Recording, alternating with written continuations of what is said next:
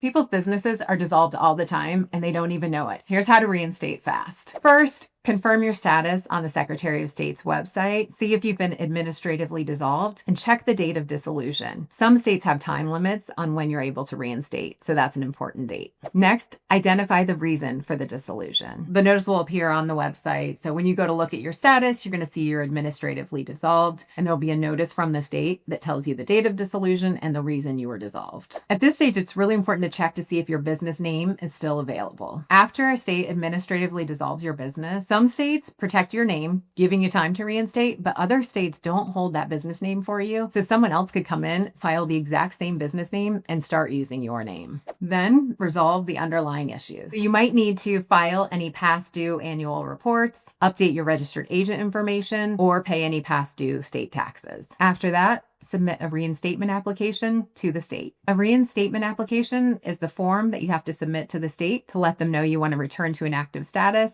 and it requires a filing fee. Once approved, your business returns to good standing and you can resume operations. Administrative dissolution is serious, but it doesn't have to be the end of the business. Follow these steps, submit your reinstatement, and you'll be back in business. I'm a business attorney at LegalZoom, and this is Trusted Counsel.